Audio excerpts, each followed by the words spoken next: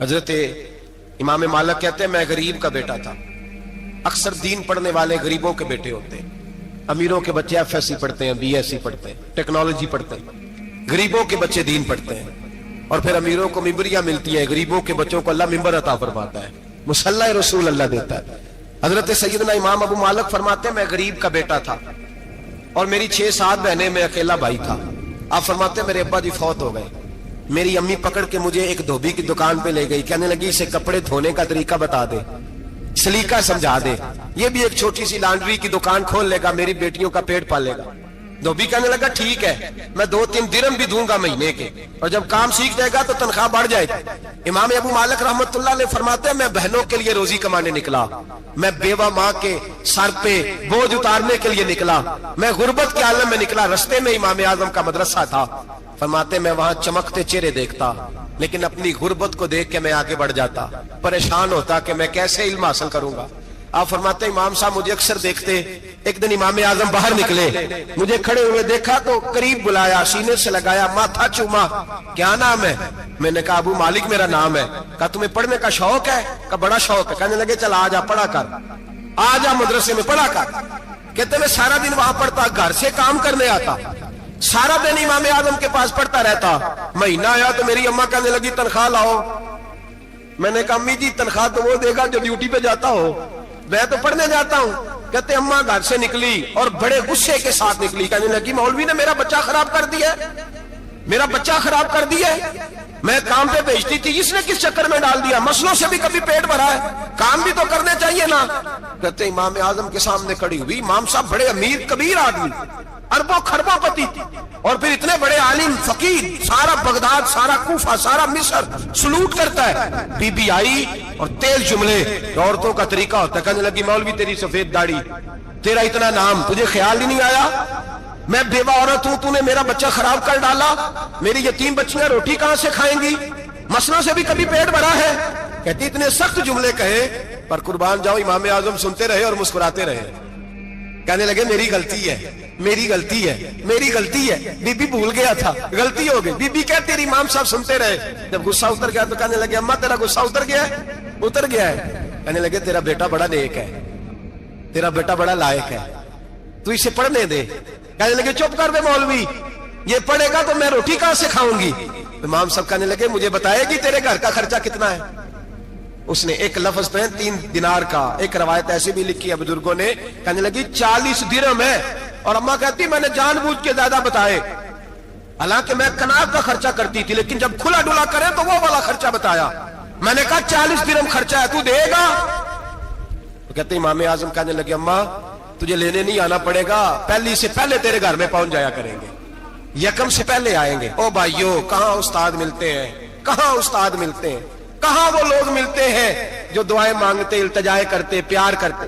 گزر گیا وہ دور, اب تو سوٹ لینے کا دور ہے, مٹھائیاں لینے کا دور ہے, ہاتھ ڈلوانے کا دور آیا ہے. اب کون پوچھتا ہے, اب تو پوچھتے ہیں تو میرے لیے کیا لایا ہے. حضرت سیدنا امام اعظم ابو حنیفہ رحمت اللہ علیہ 1 دن نہیں, 2 دن نہیں, 4 دن نہیں, 5 مہینے نہیں, 20 سال تک, کہنا آسان, بولنا آسان, سننا آسان, 20 سال تک امام ابو مالک کے گھر میں خرچہ دیتے رہے, وہ پڑھتے رہے.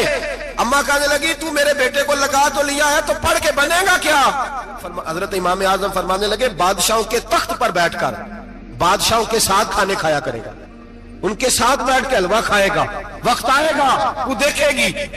کہتے ہیں میرے امام انتقال کر گئے, وقت بیت گیا. ہارون رشید نے مجھے بلایا بغداد میں اور کہا میں آپ کو چیف جسٹس بنانے لگا ہوں. کہتے ہیں میں خوشی سے سجدے کرنے لگا, میں چیف جسٹس بنا. میں نے اپنی اماں کو خط لکھا کہ اماں بغداد آ جا, تیرے بیٹے کو اللہ نے بڑی شان عطا کر دی ہے.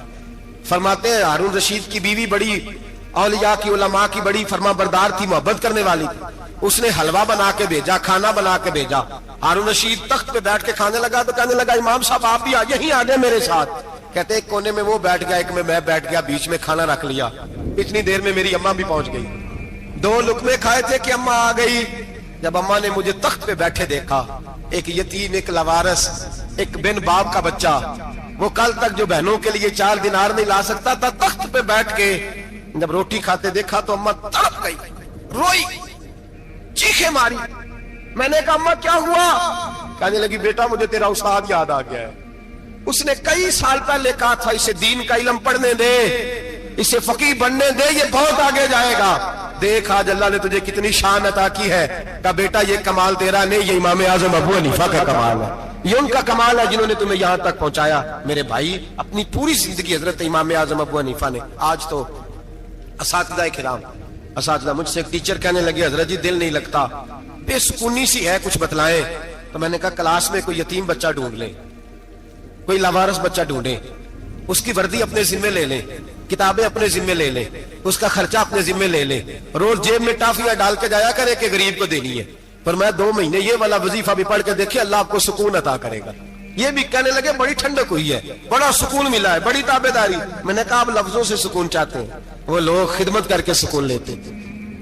کوفے کا ایک امیر آدمی تھا، پھر غریب ہو گیا۔ غریب، غربت بڑی پریشانی ہے، بڑی پریشانی، بڑی آزمائش۔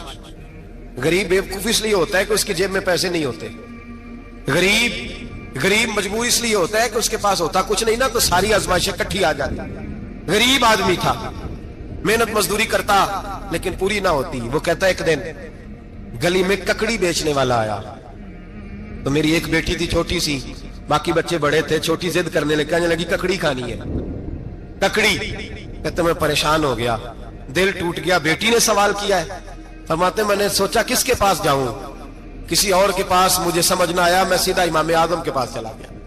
یہ شخص ہے جو مجھے دے گا بھی اور میرا پردہ بھی رکھے گا، مجھے دے گا بھی اور میرا، بولیے، میرا یہ پردہ بھی رکھے گا، یہ رسوا نہیں کرے گا، یہ فوٹو نہیں کھچائے گا، یہ فوٹو کھچا کے پہلے دن فیس بک پہ نہیں لگائے گا کہ میں غریبوں میں تھیلے بانٹ رہا ہوں، یہ اسی وقت اخبار والوں کو نہیں بلائے گا ایک تھیلا اور 6 اخباروں میں تصویریں، یہ اس طرح نہیں خیرات دے گا۔ حضرت امام اعظم کے پاس گیا تو فرماتے رش بہت زیادہ تھا، میں امام صاحب سے بات ہی نہ کر سکا، واپس آ گیا۔ امام صاحب نے بندہ بھیجا، فرمایا پتہ کر یہ بندہ کسی ضرورت کے لیے آیا تھا، رش کی وجہ سے بات نہیں کر پایا۔ کہتے واپس میرے پیچھے بندہ بھیجا، وہ میرے گھر تک آیا، گھر آ کے اس کو حالات کا پتہ چل گیا، واپس گیا۔ کہتے ہیں 3 تھیلیاں شرفیوں کی بھر کے امام اعظم لائے اور خود آئے اور رات کے اندھیرے میں آئے اور مجھے تھیلیاں دے کے نا تو میرے آگے ہاتھ باندھ دیے۔ میں نے کہا حضور ہاتھ کیوں باندھتے ہیں؟ آپ فرمانے لگے یار دکھ اس بات کا ہے کہ تو میرا پڑوسی تھا اور تیری غربت کا مجھے پتہ ہی نہیں چلا، تو میرے علاقے کا تھا اور میں نے سوچا ہی نہیں، میرا اپنا تھا مجھے خیال ہی نہیں آیا۔ فرمایا معاف کر دے، میری شکایت نہ کرنا کہ یہ میری طرف توجہ نہیں کرتا۔ علم بھی تھا، عمل کا نور بھی تھا، تقوی کا حسن بھی تھا، غریب کی مدد کا جذبہ بھی تھا۔ آج لوگوں پر مال کا فتنہ سوار ہوتا ہے، سب پر نہیں لیکن زیادہ لوگوں پر۔ جیسے جیسے مال آتا جاتا ہے ویسے ویسے عقل بھی آتی جاتی ہے، ویسے ویسے سیانے بھی ہوتے جاتے ہیں۔ کہتے ہیں وہ بھی کمائے وہ بھی کرے، میں تو ٹیکنیکلی بڑا ہوں، میں عقل مندی میں بڑی نہ بہن کی فکر رہتی ہے، نہ بھانجوں کی فکر رہتی ہے، نہ رشتہ دار کی فکر رہتی ہے، نہ دائیں بائیں کچھ دیکھتے ہیں۔ لوگ جیسے جیسے پاورفل ہوتے جاتے ہیں ہٹتے جاتے ہیں، کٹتے جاتے ہیں، امیروں سے گرانے لگتے جاتے ہیں، آگے کی طرف دیکھتے جاتے ہیں۔ امام اعظم ابو حنیفہ رحمت اللہ علیہ نے ساری زندگی پیار کیا، محبت بانٹی، علم، فقاہت، تقوی، روشنی۔ آج لوگوں کو علم ہوتا ہے پر علم کا نور نہیں ہوتا، ہمیں بہت ساری باتوں کا پتہ ہوتا ہے پر وہ باتیں ہمارے لفظوں میں ہوتی ہیں، ہم اس کے حسن سے آگاہ۔ اور اگر میں یہ کہہ دوں کہ ہمیں ان باتوں پر یقین کامل نہیں ہوتا، کہہ رہے ہوتے ہیں، ہم سمجھتے ہیں، بڑی باتیں کرتے ہیں، لیکن ان باتوں کے پیچھے جو عمل کا جذبہ ہے وہ پھیکا ہوتا ہے۔ امام اعظم ابو حنیفہ رحمت اللہ تعالی علیہ جتنے بڑے عالم تھے اتنا ہی بڑا خوف تھا اللہ کا، اتنا ہی بڑا خوف تھا۔ ایک آدمی کہتا ہے میں نے امام صاحب سے مسئلہ پوچھنا تھا، میں نے عشاء کی نماز امام صاحب کے پیچھے پڑھی، کتنی لوگ باتیں سنتے ہیں، اس کا اثر کتنا لیتے ہیں، لیکن امام صاحب رحمت اللہ علیہ کا طریقہ کیا تھا؟ کہتے میں نے امام صاحب کے ساتھ نماز پڑھی مسجد میں تو قاری صاحب نے قرآن پڑھا، اذا زلزلت الارض زلزالها واخرجت الارض اثقالها، فرماتے ہیں آخری 2 آیتیں پڑھی، فمن يعمل مثقال ذرة خيرا يره ومن يعمل مثقال ذرة شرا يره۔ اللہ فرماتے ہیں میں قیامت کے دن تیرے ذرے ذرے کا حساب کروں گا، ذرہ برابر نیکی ہوئی تو تیرے سامنے آئی، ذرہ برابر گناہ ہوا تو تیرے کس کے برابر؟ جی وہ کتنا ہوتا ہے؟ ریت کا 1 ذرہ، اس کے برابر بھی گناہ ہوا تو تیرے سامنے، یہ اللہ کہہ دیا ہے، تو ایسا انشاءاللہ ہو کے رہے گا۔ اللہ ایک دفعہ دکھائے گا، دعا فرمائے اللہ ہمیں معافی عطا فرمائے، اللہ ہم سے درگزر فرمائے، اللہ ہمیں بخشے ہوئے میں شامل فرمائے۔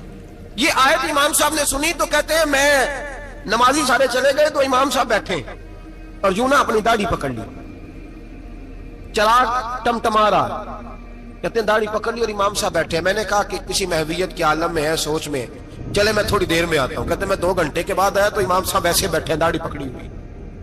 मैंने कहा ठहर के आता हूं। मैं फिर 1-1.5 घंटे के बाद गया तो वैसे ही बैठे। कहते तहज्जुद का वक्त हो गया, मैं मस्जिद में गया तो चराग टिमटिमाने लगा, खत्म होने के करीब आ गया। इमाम साहब बैठे हैं, अब मैंने देखा कि आंखें आंसुओं से भरी हुई हैं और अपनी दाढ़ी पकड़ के खींच रहे हैं और कहते हैं या अल्लाह तो अगर जर्रे जर्रे का हिसाब लेगा तो अबू हनीफा तो उलझ जाएगा।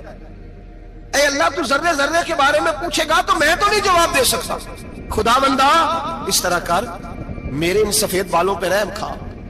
ऐ अल्लाह मेरे बुढ़ापे पे मेहरबानी फरमा, मुझसे ना जर्रे जर्रे का पूछना, मैं बड़ा कमजोर हूं, मैं नहीं जवाब दे सकता। मौला मुझसे दरगुजर वाला मामला कर। कहते तड़प रहे इमाम साहब। फजर की अजान हुई तो इमाम साहब ने दाएं बाएं देखा, मैं पीछे खड़ा था। मैंने कहा हुजूर सारी रात ही गुजर गई, आप एक आयत सुन के परेशान रहे और मैं रोजाना 20 तकरीरें सुनता हूं, दर्जनों हदीसें सुनता हूं, मुझे तो असर नहीं होता। आप फरमाने लगे मुझे तेरे मामले का नहीं पता, लेकिन मुझे अगर तूने देख लिया है तो किसी के साथ जिक्र ना करना मुझे। और फरमाने लगे फिर तू तो नेक आदमी होगा, तुझे नहीं ख्याल आता। तो मैं तो जानता हूं मन आनम के मन दानम, पता सारा है सरदार नो की दिया, मैं तो जानता हूं ना, मुझे खबर है, लिहाजा मैं नहीं हिसाब दे सकता, तेरा नहीं मुझे पता।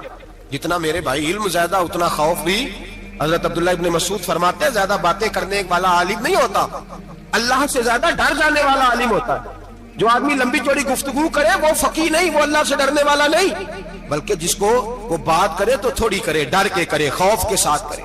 अल्लाह की खशियत जिसके दिल में हो वो बड़ा आलिम होता है। हजरत इमाम आजम अबू हनीफा रहमतुल्लाह अलैह मालदार थे और अपने माल में से हिस्से निकालते थे। इमाम साहब फरमाया करते थे मैंने चंद हजार दिरहम रख दिए। हुजूर किस लिए? फरमाया लोगों को कर्जा देने के लिए। नबी पाक सल्लल्लाहु अलैहि वसल्लम ने फरमाया कर्जा लेने वाले को मना किया है, फरमाया कर्जा एक कैद है, बगैर मजबूरी के ना लेना। अब लेने वाले भी एहतियात नहीं करते, फटाफट कर्जे के पीछे भागते। बड़ी मजबूरी हो तो कर्जा ले, फरमाया मकरूज कैदी होता है, कर्जा लेने से बचो। और देने वाले को क्या कहा? फरमाया अगर सामने वाला तंग दस्त हो ना, तंग दस्त, तो उसे मोहलत दो। जितनी तुम मोहलत दोगे अल्लाह उतने ही पैसे रोज सदका करने का सवाब अता फरमाएगा। अगर तंग। एक साहब मुझे कहने लगे, मैंने रमजान शरीफ में ना कर्जे के वाले से या कुछ अर्सा पहले किसी मौके पर कर्ज के वाले से को बात की। एक साहब मुझे कहने लगे हजरत साहब जे किसी को लेना हो ना 20,000 तो उन्होंने तरा के ली, तो जे 20 करोड़ लेना हो तो फिर नहीं तराया जाता। मैंने कहा क्यों? कहने लगे 20,000 वाला बंदा माड़ा होता है ना, जेड़ा 20 करोड़ खा गया वड्डी मगरमच्छ होता है, उन्होंने तराया जा सकता। वो देके बंदे तरले ही कर दे लेंगे चल भाई किवें दे सकना है। वो जो 20,000 वाला ना माड़ा बंदा कहते तू देने ने कि तेरा बंदोबस्त करिए, कहते चौधरी साहब जुमेरात ले आओ किसी तरीके। जुमेरात माड़ा है ना। नबी पाक ने क्या फरमाया? हुजूर ने फरमाया तुझे पता चल जाए कि तंग दस्त है तो मोहलत दे, जितने दिन तू उससे पैसे नहीं लेगा उतने पैसे रोज सदका करने का सवाब दिया जाए। अब लोग जो तगड़ी मोटे मगरमच्छ है उनको मोहलत देते हो, कहते जा जिथो लब दे लीला, फिर कहते नहीं आप बताएं आप कैसे दे सकते। और माड़ा बंदा इन्हें 2,000 देना दुकान का, उसको दुकानदार कहता है कल साइकिल लेके तब गुजरना मेरे आगे से अगर पैसे देने हैं, तो मैंने साइकिल रख लेना। डरना चाहिए अल्लाह पाक, हमें पता होता है सामने वाला गरीब है, तंग दस्त है, मजबूर है, मोहलत देनी। इमाम साहब कहते हैं मैंने कुछ पैसे रखे हुए थे, बस मंजर ये था कि गरीब लोग आते हैं तो मैं उनकी मदद करूंगा। इमाम आजम अबू हनीफा ने एक बंदे से पैसे लेने थे और हाल ये था कि आप धूप में खड़े थे, साथ उस बंदे का मकान था। लोगों ने कहा हजरत दीवार के साये में हो जाए, फरमाने लगे इससे पैसे लेने हैं, अगर साये में खड़ा हुआ तो सूद में शुमार हो जाएगा, मैं इससे फायदा नहीं ले सकता। एक बंदे से कर्जा लेना था, वो आपको देख के गली और दूसरी गली में चला गया, रास्ता बदल गया और छुप गया। इमाम साहब रोने लगे, कहने लगे अल्लाह मैं इतना बुरा हो गया हूं कि तेरे बंदे मुझसे छुपने लगे, उसको ढूंढ के लाए, क्यों छुपता है? हुजूर आपके पैसे देने हैं। आपने फरमाया जा मैंने अल्लाह की रजा के लिए माफ किए, आज के बाद छुपना ना, इसलिए मैं नहीं चाहता कि तुझे कोफ्त हो, तू मेरी तरफ देख के छुपने लगा है, मेरी तरफ देख के। गरीब तो भाई गलियों में घुसते फिरते हैं कि कोई बंदा मिल ना जाए। मकरूज आदमी पता उस वक्त चलता है जब खुदकुशी कर गया, पता उस वक्त चलता है, फिर लोग आते हैं उसके बच्चों को कहते हैं फिक्र ना करना हम तेरे साथ हैं, तो उसके साथ होना था इनका साया बच जाता। अब आए हो इमाम आजम अबू हनीफा रहमतुल्लाह ताला अलैह लोगों को सहूलत देते, आसानी देते, प्यार करते, मोहब्बत करते। हम लोगों का मिजाज ऐसा नहीं है, हमारे इखलाकियात के अंदर वो हुस्न नहीं जो हमारे बुजुर्ग हमें दे के गए। और फिर छोटी छोटी बातों में हुकूकुल इबाद का ख्याल करते, छोटी छोटी बातों। हम तो गाली दे के भी कहते हैं ना चल क्या हो गया, गाली दी है ना। मैंने देखा है साइकिल वाले की टक्कर अगर पजारो वाले के साथ हो जाए तो माफी साइकिल वाले ने मांगनी है, क्योंकि वो साइकिल पे बैठा है ना, उसकी गलती ये है कि वो साइकिल पे बैठा है, माफी साइकिल वाले ने मांगनी है, पजारो वाला नहीं मांगे। हो सकता है साइकिल वाला उठ के कहे जनाब मुझसे गलती हो गई, मुझे पता ही नहीं था कि आप थे, वरना मैं आपके आगे ना आता। साइकिल वाला मजबूर है क्योंकि उसके पास पजारो नहीं, और पजारो वाला तो शीशा नहीं नीचे करता, कहता धूप आएगी, गाड़ी बड़ी मुश्किल से ठंडी की है। नीचे उतर के मुलाजिम कहता है इसको पूछो अगर कोई 200-400 का नुकसान हुआ तो 500 दे दो। मिजाज है। इमाम आज़म अबू हनीफा रहमतुल्लाह अलैह आलिम, हुकूकुल इबाद का छोटी छोटी, आपके शागिर्दों में से किसी के चेहरे पर शिकन आता तो 20 बार पूछते कोई परेशानी है मेरे बेटे को, क्या हो गया। सारी जिंदगी सायादार शजर की तरह गुजारी, सारी जिंदगी शागिर्दों पर मुरीदों पर मोहब्बत का सायबान रहा, ठंडी छांव रही इमाम साहब की। इमाम आज़म अबू हनीफा रहमतुल्लाह तआला अलैह गली से गुजर रहे थे, लकड़ी के जूते पहना करते थे, खड़ाओ। एक नौजवान बच्चे के पैर पे पैर आ गया तो कहने लगा इमाम अल्लाह से डर जा। ये लफ्ज गए तो इमाम साहब की चीख ही निकल गई। कई घंटे बेहोश रहे। लोगों ने कहा हुजूर क्या हुआ, फरमाने लगे तुमने सुना नहीं, छोटे छोटे जवान भी कहते हैं कि अबू हनीफा अल्लाह से नहीं डरता, अल्लाह की मखलूक कहती है नहीं डरता। अगर ये कह रहे हैं तो मेरा क्या बनेगा। कई दिन रोते गुजर गए।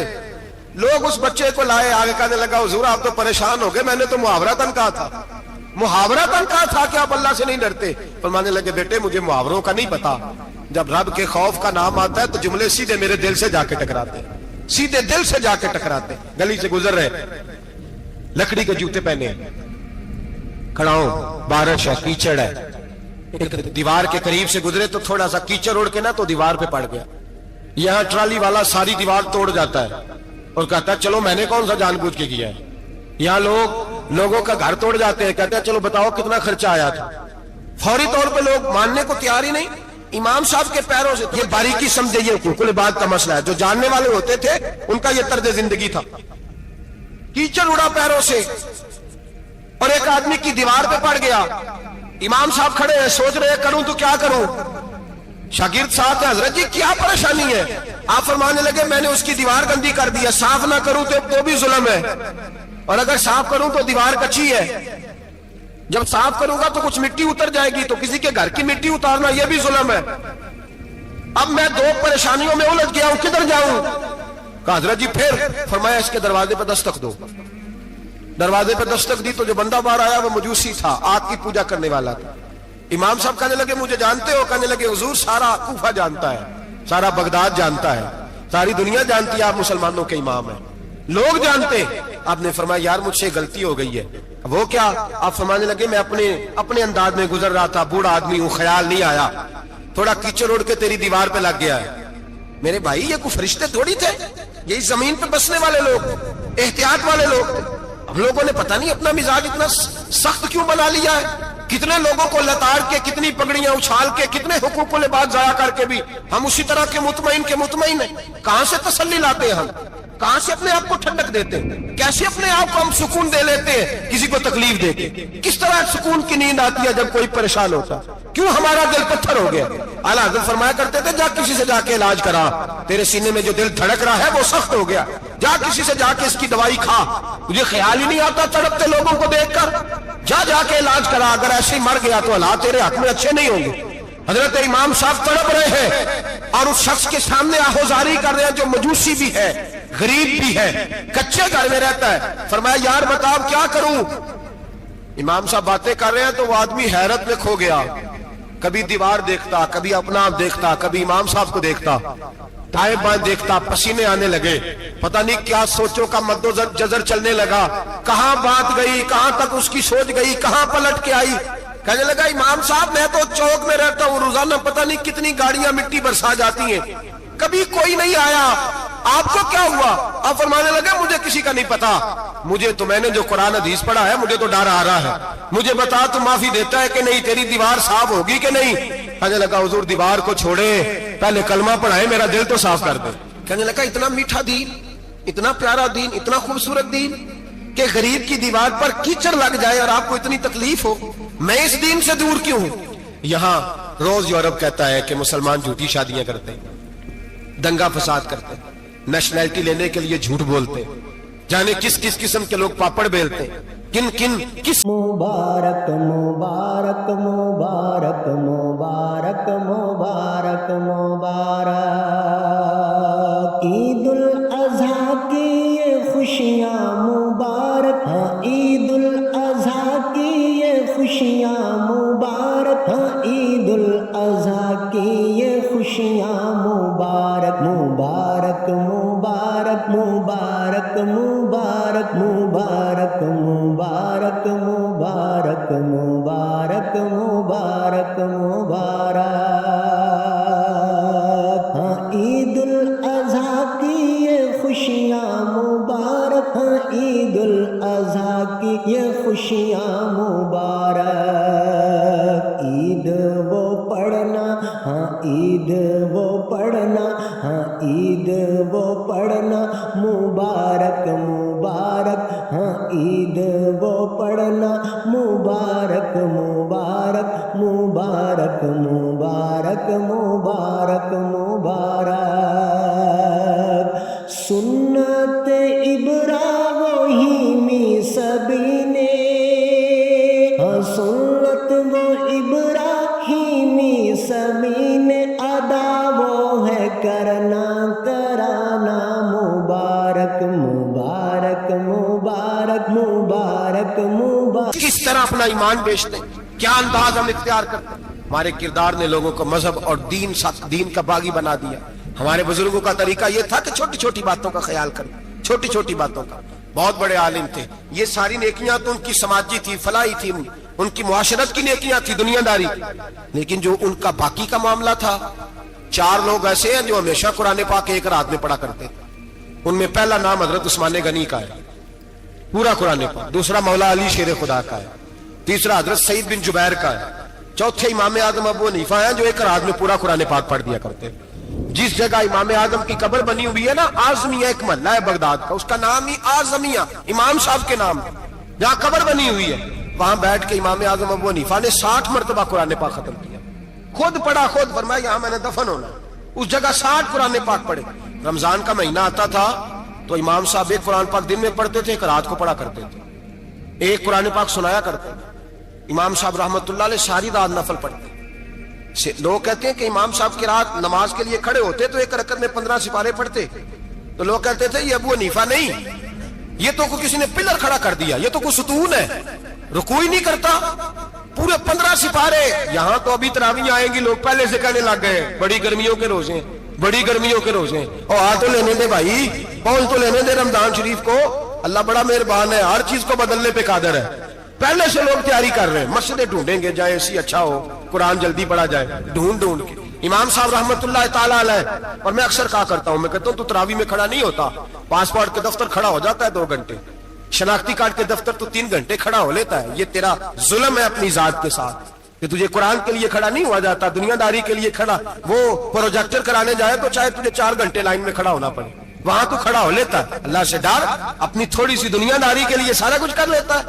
हजरत इमाम साहब रहमतुल्लाह ताला अलैह तकवा और तहारत के पहाड़ 55 हज किए इमाम आजम ने।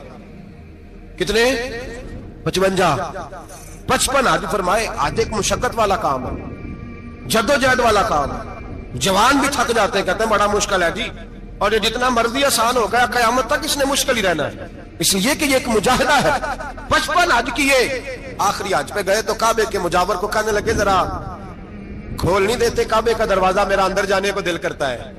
उसने दरवाजा खोला, अंदर गए तो कहने लगे खुदाया, 2 जुमले कहे। कहने लगे अल्लाह, जितना तूने माल दिया था मैं उतना शुक्र नहीं अदा कर सका, और जितना तूने इल्म दिया था मैं उतना अमल नहीं कर सका। अब बूढ़ा हो गया हूं, मेहरबानी करना मुझसे दरगुजर वाला मामला कर। और अल्लाह अगर तू मुझे बता दे कि तू राजी या नाराज है तो मैं जरा सुकून से मर जाऊं। कहते काबे की दीवारों से आवाज आने लगी, अबू हनीफा तेरा रब तुझसे बड़ा राजी है। दाता गंज बख्श अली अजमेरी जैसा बाबा 1000 साल पहले लिख के गए कश्फुल माजूब में। दाता साहब ने लिखा है 1000 साल पहले कश्फुल माजूब में। दाता साहब फरमाते हैं मैं हजरत बिलाल की कब्र पे हाजिरी देने गया, यानी 1000 साल पहले के मुसलमान भी कब्रों पे मज़ारों पे जाया करते थे। दाता साहब लिखते हैं, कहते हैं मुल्क के शाम में हजरत बिलाल अबशी की कब्र पे हाजिरी देने गया। मैं कब्र पे हाजिरी दे के तो साथ लेट गया, मेरी आंख लग गई, मुझे ख्वाब में नबी पाक का दीदार नसीब हुआ। गोया हाजिरी हजरत बिलाल की اور برکت یہ کہ وہاں مجھے مصطفیٰ کا دیدار نصیب ہو رہا ہے. فرماتے ہیں نبی پاک میری خواب میں آئے, حضور نے ایک بوڑھے بابے کے گلے میں ہاتھ ڈالا ہوا ہے اور اپنے ساتھ ساتھ چلا رہے ہیں. میں نے عرض کی یا رسول اللہ یہ کون ہے؟ تو نبی پاک نے فرمایا یہ تیرا امام اعظم ابو حنیفہ ہے. فرماتے ہیں مجھے سمجھ آ گئی کہ امام اعظم بھٹک اس لیے نہیں سکتے کہ انہیں رسول پاک نے سارا عطا فرمایا ہے, وہ بھٹک اس لیے نہیں سکتے کہ نبی پاک نے انہیں سارا دیا. داتا گنج بخش علی اجمیری رحمت اللہ تعالی علیہ فرماتے ہیں کہ امام صاحب رحمت اللہ تعالی علیہ بہت بڑی شخصیت. امام اعظم کا پیغام کیا ہے؟ انہوں نے فقہ بنائی, دین پھیلایا, جتنی بھی میں نے باتیں سنائی سارا پیغام ایک پیغام ہے امام صاحب. امام صاحب رحمت اللہ تعالی علیہ فرماتے ہیں کہ دین پر عمل کرنے والوں کو بھی کسی اچھی صحبت کی ضرورت ہوتی ہے.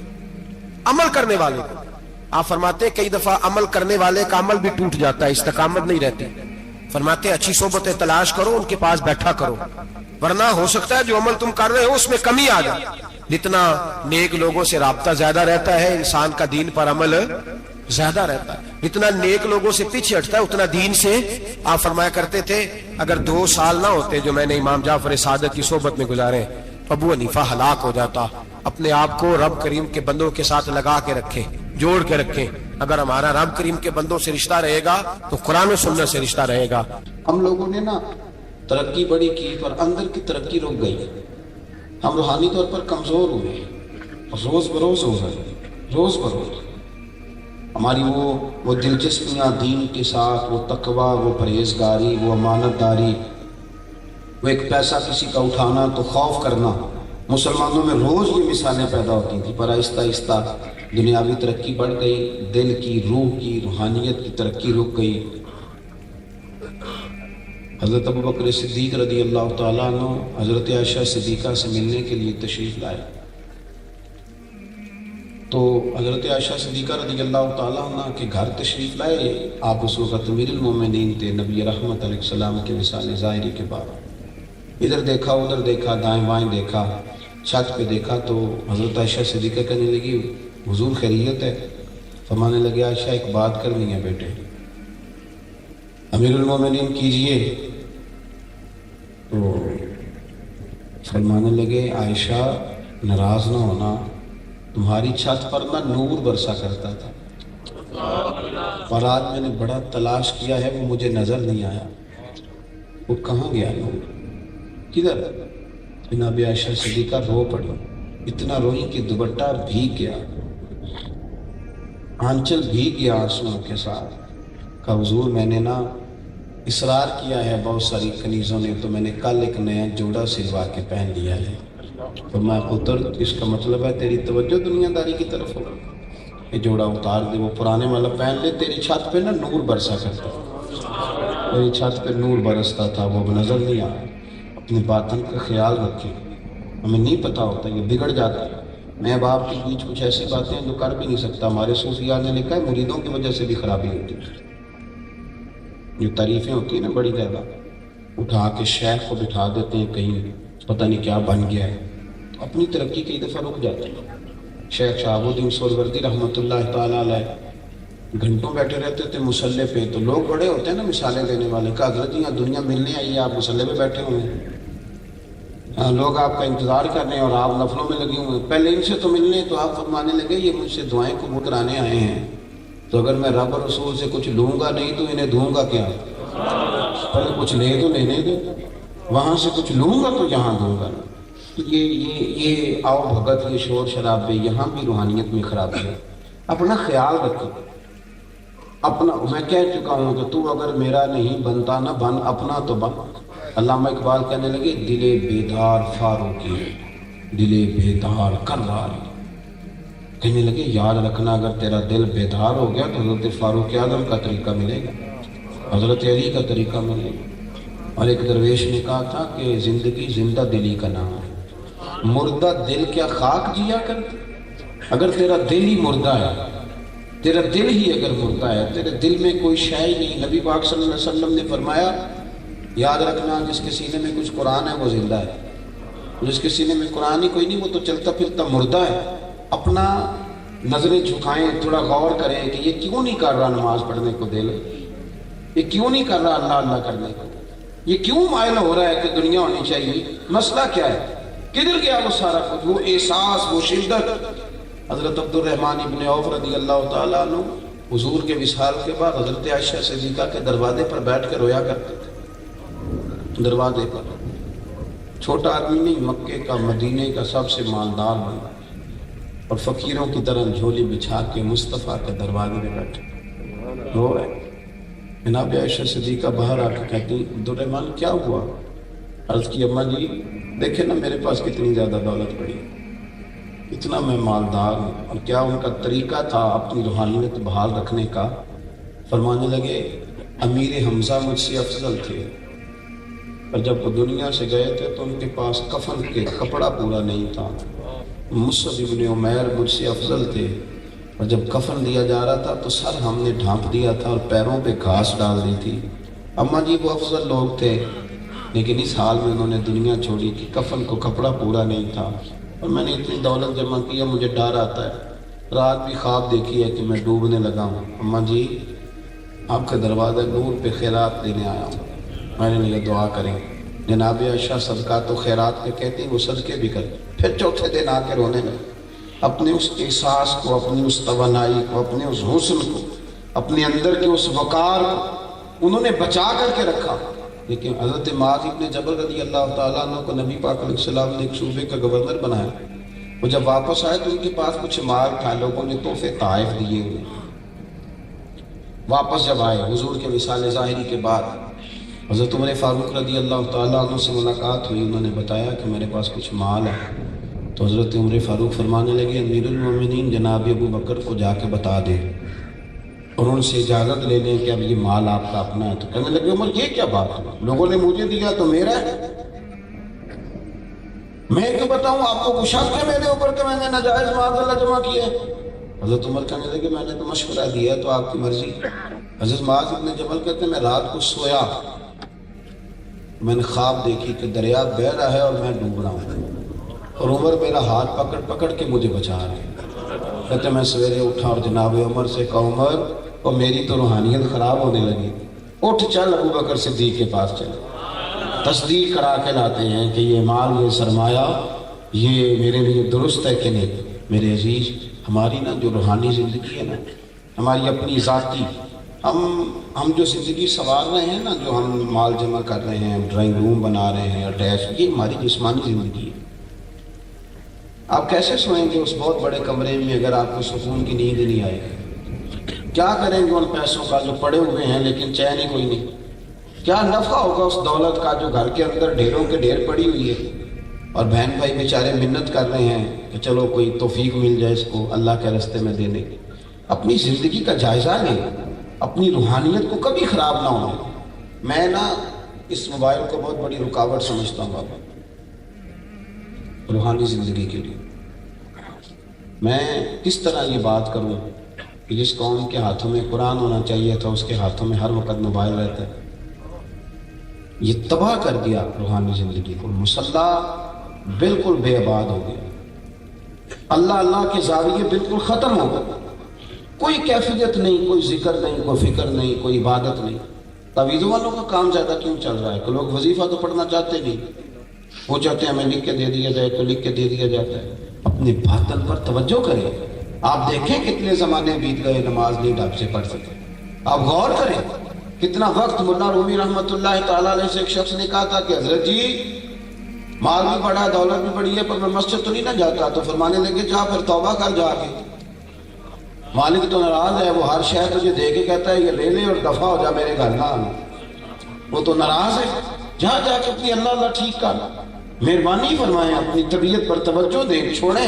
آج میں نے اور آپ نے تبلیغ کی بات نہیں کی، آج ہم نے اپنی بات کی ہے۔ ایک خود غرضی کریں، میرے کہنے میں خود غرضی، ایک خود غرضی کریں، ذرا تھوڑا اپنا دھیان کریں، ذرا تھوڑی اپنے اوپر توجہ دیں، تھوڑا اپنے اوپر خیال کریں کہ تھوڑے تھوڑے زخم کبھی کسی کے ہاتھ پیر پہ لگ جائیں تو زمانہ سارا نسخے لے کے آتا ہے، لیکن باطن کے زخموں کا کیا کریں، اندر کی گہرائیوں کا کیا کریں؟ وہ جو اندر روز بروز گھڑا اور کھڈا بڑھتا جا رہا ہے اس کا کیا کیا؟ اس کی مرہم پٹی کا بندوبست کریں، اللہ میں زور دیں۔ آپ یقین کریں کہ لوگوں کی زبانوں پہ ہر شے جاری ہوتی ہے، اللہ رسول کا نام نہیں جاری ہوتا۔ میں کچھ لوگوں کی بات سن کے نا تو کانپ جاتا ہوں. یہ ہمارے سیاسی ورکر ہیں، یہ اپنے لیڈر کا نام لیتے ہیں تو قائد جمہوریت تو شہید فلانا تو پتہ نہیں کیا کیا لقب، اور نبی پاک علیہ السلام کا نام ان سے ڈھب سے لیے نہیں جاتا. اب یقین کریں اڑ جاتے ہیں. وہ بات کہتے ہوئے ان کے جملے ٹوٹتے. کیوں؟ اس لیے کہ انہیں اللہ سے ڈرنا چاہیے کہ کیا خطا ہو گئی کہ زبان پہ نام تک جاری نہیں ہوتا. اپنے اذکار کو، اپنے معاملات کو. ایک بات سنیں، ایک بری نظر ہوتی ہے مرد نے عورت پہ ڈالی اور عورت نے مرد پہ ڈالی. ایک بری نظر ہوتی ہے مرد نے مرد پہ ڈالی. امرد پر بغیر داڑھی کے جو لڑکا ہوتا ہے اس کو ہمارے فقہا نے امرد کہا اور حکم دیا ہے کہ ایسے لڑکے کے ساتھ اگر کسی شخص کی نظر ٹھیک نہیں رہتی تو اس کے ساتھ بھی وہ اوقات نہ گزارے. ہم لوگ جو بہت زیادہ داڑھی کی تاکید کرتے ہیں تو اس کی بنیادی وجہ یہ ہے کہ آپ کو پتہ ہے کہ اس پر حکم کیا لگتا ہے. بے ریش لڑکے کا حکم کیا ہے؟ وہی ہے جو عورت کا حکم ہے. اس کو دیکھا کسی نے غلط نظر سے تو وہ بھی اتنا ہی مجرم ہے جتنا اس نے کسی لڑکی کو دیکھا. یہ مسئلے کیسے بیان کیے جائیں؟ حالانکہ ہیں کتابوں میں. ایک حافظ قرآن تھے اور بڑی تگڑی قسم کی وہ تلاوت کرتے تھے، بڑا خوبصورت قرآن شریف پڑھتے. اچانک بھول گئے، اچانک. اور یہ بھی یاد رکھ لیں کہ جس بندے کو اللہ اور اس کے رسول کا نام لیتے ہوئے کہیں کمزوری آئے نا اس کی طبیعت میں، اسے بھی اپنی روحانیت کا علاج کرانا چاہیے. اچانک بھول گئے. خواجہ حسن بصری کی بارگاہ میں عرض کی مہربانہ کرم فرما. میں تو اتنا سونا قرآن پڑھتا تھا کہ کافر پہ روک روک کے سونا کرتا اور اب میری زبان پہ جاری نہیں ہوتا. اب نے فرمایا ہوا کہ آج کی حضور ایک لڑکا گزر رہا تھا، خوبصورت تھا، ذرا دیکھ بیٹھا ہوں. آپ فرمانے لگے تجھے شرم نہیں آئی کہ رب نے تجھے پورا قرآن تیرے سینے میں دیا اور تو گندمند دیکھتا پھرتا ہے؟ خیال نہیں آیا تھا اتنا اس نے نوازا ہے اور تو دائیں بائیں دیکھتا ہے. اس نے کہا حضور پہ حکم کریں تو آپ فرمانے لگے حرم شریف جا. حرم شریف مسجد نبوی میں عصر کی نماز کے بعد فلاں کونے میں فلاں ستون کے پاس اس طرح کے بزرگ بیٹھے ہوں گے، ان سے دعا کرا. اللہ تیری مشکل کو آسان کرے گا. وہ کہتا میں نے سفر کیا، محنت کری، میں وہاں پہنچا، ان بزرگوں کو جا کے اپنا مسئلہ بیان کیا تو وہ کہنے لگے یار تجھے ذرا خیال نہیں آیا؟ اللہ نے تجھے اتنا نوازا تھا اور تم کن چکروں میں پڑ گیا؟ تو کہتے ہیں کہ میں نے ان سے کہا حضور دعا کر دیں. کہنے لگے وہ تو میں کروں گا ہی، پر پہلے یہ بتا میرے پاس بھیجا کس نے؟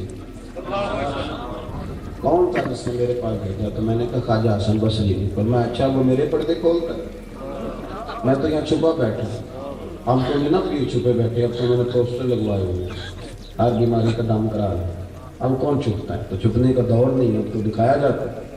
کہا میں یہاں چھپا بیٹھا ہوں، میرے پردے کھولیں. اچھا پھر ٹھہر جا، مغرب کے بعد دعا کراؤں گا.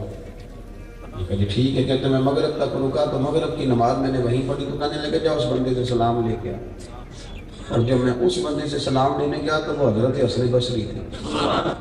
آپ فرمانے لگے تجھے میرے پاس بھیجتا ہے اور خود روز مغرب کی نماز یہاں آ کے پڑھتا ہے، تجھے میرے پاس بھیجتا ہے اور یہاں مغرب کی نماز یہاں پڑھتا ہے، اس نے میرا پردہ کھولا ہے تو اب میں اس کا بھی پردہ کھولوں گا. آپ فرمانے لگے میں نے کہا حضور یہ کیا معمہ ہے خواجہ حسن بصری سے، یہاں کیوں بھیجا؟ تو فرمایا نہیں تیری دعا انہیں کے پاس ہے. تو وہ بزرگ فرمانے لگے چونکہ خواجہ صاحب تیرے پاس تھے نا تو انہیں اس طرح دعا نہیں کرانی، ذرا سفر کر کے ہے نا تجھے بھی اہمیت کا پتہ چلا. اب تیرے لیے دعا کرتے ہیں. دونوں بزرگوں نے مل کے دعا کی تو اللہ نے میری خطا کو معاف فرما دیا. اس لیے اپنی جو باطنی زندگی ہے نا اس پر آپ توجہ دیں، ہم غور کریں کہ کیوں نہیں آخر فارغ جو ہیں تو ہمارا فیس بک چلانے کو جو دل کر رہا ہے تو نفل پڑھنے کو کیوں نہیں کر رہا؟ اس پر آپ غور کریں. ہم فارغ بیٹھے ہیں تو ہمارا یہ تو دل کر رہا ہے کہ میں اگر موٹر سائیکل میں بیٹھوں کسی پارک سے ہوں تو یہ کیوں نہیں دل کر رہا کہ سپارہ پڑھ لوں؟ اس پر غور کریں. یہ مقام غور ہے اور ایسے کھو نہ جائیں. یہ کچھ بھی نہیں ہے. آپ کل بیمار ہو جائیں، آپ کے بچے کہیں گے ٹھیک ہے دعا کریں حضرت صاحب اللہ ابا کو پردہ عطا کرے، ختم ہو گئی بات. او پہ دیس دیا قبراں جنہ تے پھول پے، ادھروں کوئی نہیں گیا ہوں، ادھروں لکھاں پہ. ہر بندے نے اپنے بچوں کا سوچا ہے کہ سردی میں بڑا برا حال ہے، سردی میں سویٹر لے آؤ. جو قبروں میں چلے گئے کبھی سوچا ہے کہ سردی میں ان کا کیا حال ہے؟ تو وہاں قبروں میں جو آرام ہے وہ اعمال کی بنیاد پر. کوئی بھی نہیں جاتا، کوئی بھی نہیں پوچھتا، ختم ہو گیا معاملہ. کل من علیہ فان اپنی زندگی پر توجہ دیں، محنت کریں۔ اللہ توفیق عطا